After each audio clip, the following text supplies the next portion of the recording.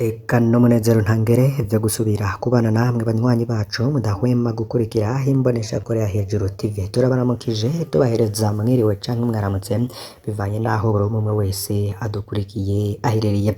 Ya mboneshakure ya Hejuru TV mumenyereye ko ibagezaho inkuru zigiye zitandukanye zivugwa mu bisata bitandukanye mu buzima bw'abarundi, harimwo hagati y'akazi na muntu, ubutungane, umutekano, bivugwa mu kibano, bivugwa mu ntwaro, mu budandaji, mu bisata vyinshi tutadondaguye. Hari ibishikirizwa n'abategetsi, ingingo n'amatangazo bigena abenegihugu, hari kandi n'ayandi makuru menshi tubagezaho dufashijwe n'amasoko yacu dufise hirya no hino mu nzego no mu bice bitandukanye bigize igihugu c'u Burundi. Turi kuwa Mungu kw'itariki ya 21 Mukakaro 2024, tugiye kugaruka ku ngingo iriko irateza urunturuntu mu gihugu c'u Burundi. Nta yindi ngingo rero uretse iyo ubutare bwoba bwarabonetse mu buraruko bw'igihugu.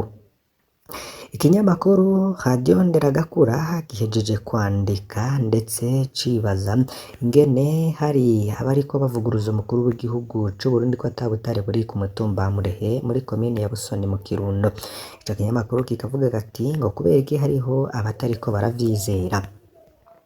Kuri uwo mutumba wa Murehe muri komine ya Busoni mu ntara ya Kirundo niho mu minsi iheze havuzwe inkuru ko hari amatoni arenga imiliyoni 12 y'ubutare. Kuri uwo mutumba wo mu ntara ya Kirundo ihanura bene igihugu c'u Rwanda, umukuru w'igihugu Varisito Ndayishimiye akaba aherutse kuhagendera mu rugendo yatanguje rwitwa Inkebuzo.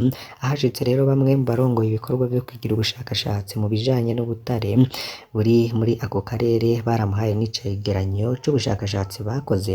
N'ubushakashatsi rero bwakozwe kuva kera nk'akarero ku bijanye na nikele n'ubundi butare hataraboneka umwimbu wabwo gushika uyu munsi. None ukuri ku bijanye n'ivy'umukuru w'igihugu yavuze koba ari ukuhe? Muri aya makuru rero tubafitiye ibintu bishika kuri 4 muza gukurikira ku makuru rero twabatohoreje kuri ivyo vyavuzwe n'umukuru w'igihugu. Ni n'ingingo rero iriko iragaruka ko irya nino, benshi bakaba bariko baratwenga umukuru w'igihugu, abenshi bakaba bariko bavuga ko Burundi bugiye gukira, ko Murundi wese ngashatse atogira ico akora ahubwo kazohembwa ku kwezi. Ivyo vyose turaza kubigaruka ku izo ngingo ko hari zine rero ntuze kuzicikwa ku bijanye rero no kuri kw'ivyo umukuru w'igihugu yoba yarashikirije kuri ubwo ubutare. Turaza kubagezaho kandi iyindi nkuru ibabaje, n'agahinda k'umuvyeyi yoba yagize ico ashikiriza agira ati umwana wanje bamujanye mu biswi vy'inkona none ntakinyubaha. N'ubutumwa rero bw'abavyeyi bw'umuvyeyi wo mu gisagara ca Bujumbura tukaza kubagezako. Ahubwo kandi hari n'iyindi nkuru y'ingene hari umwana w'umukobwa wakubiswe arashaya ngo nuko yari yegamiye umuduga utondeye ibitoro. Fyonda kuri subscribe canke sabone kuri imboneshakure Hejuru TV, iyo fyonze ko rero ucuronka amakuru n'ibiganiro uri mu bambere. Ukuri nukwiye ku bijanye n'ivy'umukuru w'igihugu yavuze ku butare bwabonetse ku mutumba wa Murehe komine ya Busoni mu ntara ya Kirundo. Kubera iki hari abariko bavuguruza umukuru w'igihugu kuvyo yashikirije? Icambere, mu rugendo umukuru w'igihugu yatanguye kuva igenekezo ry'9 Mukakaro uyu mwaka, yarishikiye ku kivi kugira yirabire ibikorwa birangurwa n'urwaruka mu bijanye n'iterambere ry'igihugu. Igihe yashika mu ntara ya Kirundo muri komine ya Busoni kuri uwo mutumba twavuze, abamenyesha amakuru bararonse n'umwanya wo gusigurirwa ibiri mu bushakashatsi bwakozwe ku bijanye n'ubutare buri kuri uwo mutumba wa Murehe. Ca kabiri nuko abahinga bavyigiye basanze mu bipimo n'ibimenyetso bafise hari ubutare bwinshi bwa cassiterite na koruta hamwe n'ubundi butare bubana. Umuhinga yasiguye ko mu gutora imihora ijana ahari ubutare bitaboroheye kuko abakoroni n'ababirigi igihe Umurundi bwikukira bagiye bazibiye iyo mihora mu ntumbero yo kuzimagiza amatoza yerekana ko uwo musozi uriko ubutare bwinshi. Abenegihugu rero kuri ico ca gatatu muri iyo micungararo bagize ico bashikiriza, baravuze ko imbere yuko Burundi bwikukira n'abakoroni b'ababirigi bamaze imyaka yababa 50 bemba ubutare kuri uwo musozi. Cakane nuko rero igihe umukuru w'igihugu Varisito Ndayishimiye yashika ari kumwe n'abamenyesha amakuru barabonye mbere n'umwimbu wahinguwe ngwa cassiterite. Ikibazo umuntu yakwibaza nukuntu abarundi bo hambere bacura imihoro, imiheto, inyerere, imbugita, ibirimyo mu kubaza ubwato, ingoma, isekuro, amasuka, imyampi, amacumu, ingagura, isinzo, nyabarima, inyundo n'ibindi mu gihe ata butare bwobaye buhari mu gihugu. Ese babukura he? Basogokuru kera bari bamenye ahari umujumu, barahingura n'ibikoresho bitandukanye rero biboneka mu bibanza vy'iratiro n'ibigo ndangakaranga. None ubwo butare bwoba bwarayonze kugira ngo bube ubutare, ico gihe bwoba bwarenze kwemezwa n'abahinga b'amakungu, abakoroni canke basanze abarundi b'ico gihe basanzwe bazi gutandukanya ubutare n'ubutari bwo. Ubu igihugu rero gifise abanonosoye ivy'ubutare, niho dukeneye ko abari mu bindi bihugu bemeza ko buhari, kugira ngo abakoroni baza kubwimba muri Afurika budasize inyuma Burundi, ngo vyoba vyabasavye ivyo vyigwa ubu bavuga ko bukenewe, ko ngo ivyahinguwe kera vyari bikomeye bikarambana ubwiza, kubera iki ngo hibonekeza ibidakwije, kubera iki ngo uyu munsi umukuru w'igihugu aho bamweretse ari ubutare haca hibonekeza abandi bavuga ko ata butare. Ese iyo myaka yose abari babizi ko hariyo ubutare ko batigeze bavuga, ababonye ko hazibirwa ko batigeze barukura mu kanwa, mbega bari bafise n'intumbero zihe? Inyigisho zo gukunda igihugu zoba zarabashikirije? Ikimaze rero kwibonekeza mu bihugu bitandukanye nuko ngo hari abakamisha mu butunzi kama ku nyungu zabo bwite, ngo gushira imbere inyungu z'igihugu. Umukuru w'igihugu ntahengeshanya guhamagarira abarundi gukunda igihugu, guteramira amahoro n'umutekano, no kutarekura ivyiza Imana yahezagije Uburundi, harimwo ubutare, isi y'imbuka, imvura igwa n'ibindi. Ikindi rero yamirira kure n'ababeshera Uburundi ko ngo bukenye, ariko kugira abarundi berekane ko ico ari ikinyoma, basaba gukura amaboko mu mpuzu bagakora.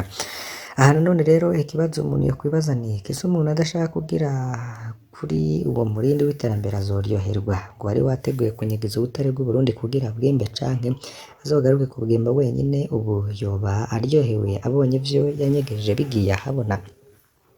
Umukuru w'igihugu rero yama ahamagarira abenegihugu kwima amatwi ababacanishamwo, kuko ahatagira ubumwe, urukundo n'amahoro nta terambere rihaba. Yarateye rero akama abarundi na cane cane urwaruka rwanonose ibijanye n'ubutare kuja hamwe kugira ngo rurangure imigambi yo guhingura no gushora ubutare, ndetse akaba yarabasavye no kwiyandikisha muri payeje. Mu gusoza rero kuri iyo nkuru ya radiyo Nderagakura, ntaworeka gushimira abarundi batanze n'inkuru zotuma igihugu gitera imbere, ngabo nabo gushigikira.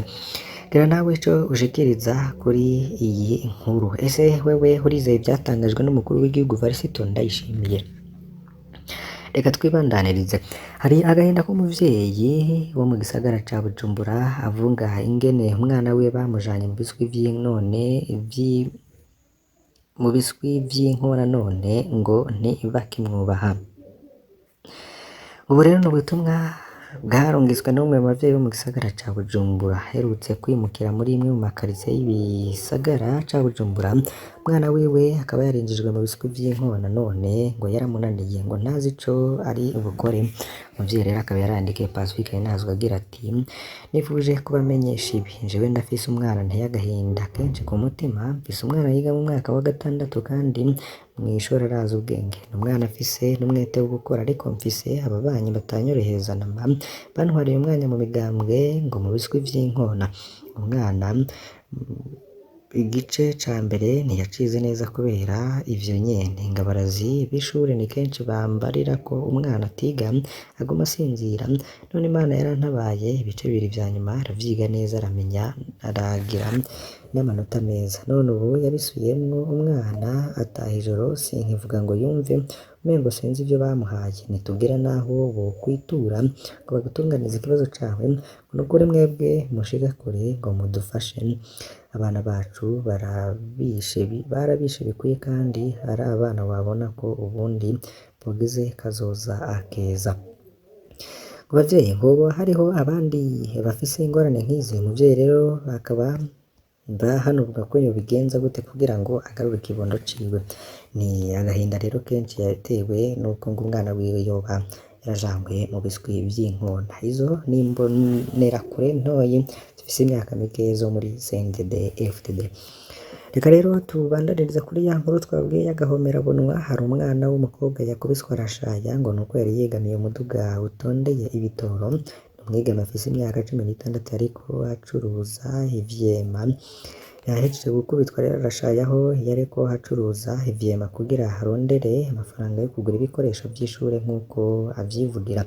Aho rero bamusanze yegamiye umuduga wari utondeye ibitoro imbere y'ibitaro Rwakarede biherereye muri zone ya Gihosha komine Ntahangwa yo muri meri ya Bujumbura kuri uyu wa 21 Mukakaro 2024 kuko rero vyiganwa n'uwahohotewe bikanemezwa n'abari ngaho ngo uwo mwigeme sanzwe maze iminsi ariko aracuruza utwema muri ico kibanza kuva uruhuko butanguye uno munsi rero ngo yariko aracuruza nkuko rero bisanzwe aca yegamira umuduga bari ngaho mwene uwo muduga ashitse aca aramurengerako n'amakofe twema ariko aracuruza rero turasanze areka no mu maso haravyimba kubera amakofe mwene uwo muduga rero yaciye yiruka amaze kubona ko abanyagihugu bagira bihanira kubera bashavuye cane babonye ingene uwo mwana ariko arakubitwa atacamira mu gashavu kenshi rero bari ngaho rero barahiye bararengwa kuva impande y'uko uwo mudugu ngo mpaka hagati y'umwana yahohotewe kubahirijwe wakoze ico caha rero agahanwa bikomeye cane niko rero bihejeje kwandika n'ikinyamakuru magazine Jimbere. Reka rero tubagezeho n'izindi nkuru zigiye zitandukanye zagarutswe ko mu bindi bimenyesha makuru uyu munsi mu kinyamakuru Agaseke nabo bagira ico bandika bavuga ko ngo kwinjira mu isoko rya Afrika ZLECAf bizotuma abarundi bashigera ibidandaza by'ibindi bihugu ku giciro gito mbere no gutembera mu bihugu vya Afrika bikazoca vyoroha mu gihe ubu vyoroshe kuva muri Afrika uja gutembera i Burayi kurusha gutembera mu bihugu vya Afrika. Vyashikirijwe n'umuyobozi mukuru w'ikigo CDI ni Aimable Manirakiza hari kuri wa 19 Mukakaro 2024 ico kigo citaye iterambere ry'amahinguro cari catunganije uruganda ku banyeshuri biga muri kaminuza y'u Burundi Rumuri Campus Mutanga mu gisata c'ubutunzi. Aimable Manirakiza akaba yaramenyesheje ko urwo ruganda rwatunganijwe mu ntumbero yo kwereka urwo rwaruka rwo muri kaminuza akamaro ko kuba mu isoko yagutse muri Afrika ZLECAf kugira ayigire rwabo kuko hari isoko izofasha Burundi gushika kuri yambona kazoza y'u Burundi igihugu cifashe muri 2040 n'igihugu giteye imbere muri 2060 vyoroshe. Umuyobozi w'ikigo CDI akaba rero yarerekanye bimwe Burundi buzokungukira mu isoko yagutse muri Afrika aho rero akaba yaratanze n'uturero two kuronka ibidandazwa biva mu bindi bihugu vyoroshe kandi ku giciro gito bizatunga rero ngo bazozana amahinguro mu Burundi bikazotuma n'urwaruka ruronka akazi kuko bazokenera abize indimi babasigurira bazokenera abize ubuhinga bakora muri ayo mahinguriro. Leta rero ngo izoca ironka n'amakuru yisununuye kandi ngo bizotuma abarundi bashobora gutembera mu bihugu vya Afrika vyoroshe mu gihugu gutembera mu bihugu vya Afrika bigoye kurusha kuva muri Afrika uja mu bihugu vya Buraya. Ndayo Gaston Sindayigaya yakoze ubushakashatsi ku isoko yagutse Afrika ZLECAf yarerekanye ko Burundi bufise amahirwe menshi yo gukura karusho kanini mw'iyo soko aho agatanga karero nk'ubutare buri mu Burundi isi y'u Burundi yimbuka cane kandi itanga umwembu ryoshe urwaruka ruraharire rwize kandi rubishoboye kubwiwe rero igisigaye ngo nukumenya bikwiye kuzoshorwa mw'iyo soko hama bitange umusaruro. Naha duhereje aya makuru twari twabateguriye mbasabe kugira ngo ntimuzocikwe n'ayandi tuzobagezaho kuri iyi mboneshakure ya Hejuru TV. Imana ibahezagire.